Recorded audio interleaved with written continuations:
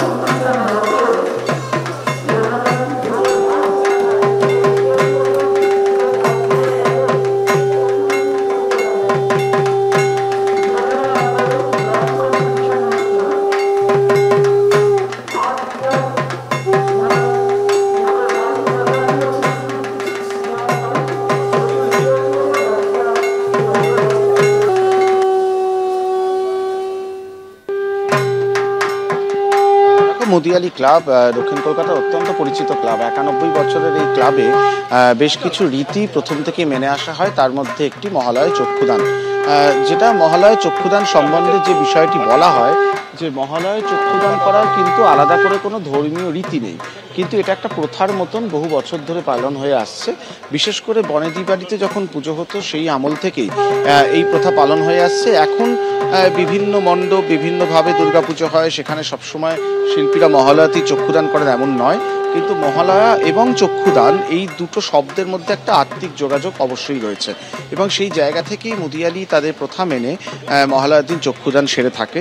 এই মুহূর্তে আমরা যেটা দেখতে পাচ্ছি যে গোটা মণ্ডপ জুড়ে প্রচুর যারা এখানকার বাসিন্দারা রয়েছেন তারা একেবারে শঙ্খধ্বনির মাধ্যমে এই জায়গাটাকে মুখরিত করে রেখেছেন এবং তার মধ্যেই চক্ষুদানের যে পদ্ধতি সেটা শিল্পী সারছেন। এবং চক্ষুদান একটি গুরুত্বপূর্ণ বিষয়, কারণ মনে করা হয় যে দেবীর মূর্তি সম্পূর্ণ হলে ষষ্ঠীতে বোধন তো হবে অবশ্যই, তার আগে চক্ষুদানও কিন্তু এক রকমের প্রাণ প্রতিষ্ঠা, দেবীকে সেই চক্ষুদানের পদ্ধতি চলছে। মুদিয়ালি ক্লাবের যদি বৈশিষ্ট্য বলি, মুদিয়ালি ক্লাবে এখন বিভিন্ন রকমের ভাবে মণ্ডপ তৈরি হয়।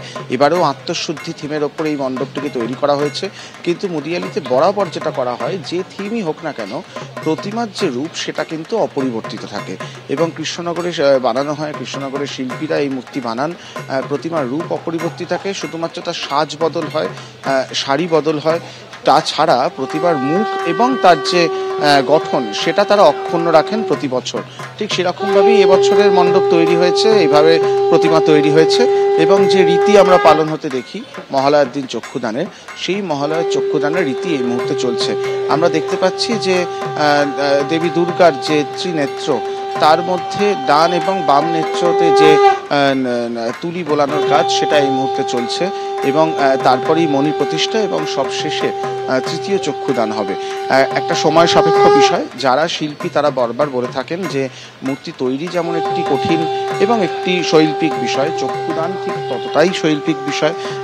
গভীর মনোসংযোগ লাগে, কারণ খুব স্বাভাবিকভাবেই আমরা যখনই প্রতিমার দিকে তাকাই সম্ভবত 80% মানুষের প্রথম চোখ কিন্তু দেবীর চোখের দিকেই পড়ে।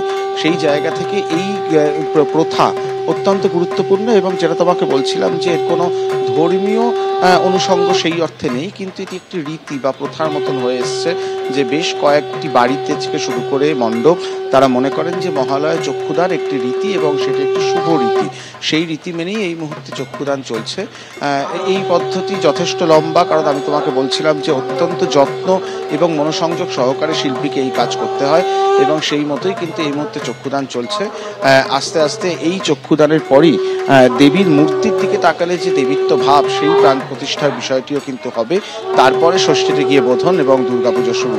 সার্বিকভাবে মুদিয়ালিতে যে পরিবেশ তৈরি হয়েছে, বিশেষ করে পাড়ার সবাই এখানে এসে জড়ো হয়েছেন, শঙ্খধ্বনি চলছে তুমি নিশ্চয়ই শুনতে পাচ্ছ এবং তার সঙ্গে দেবীর চক্ষুদান।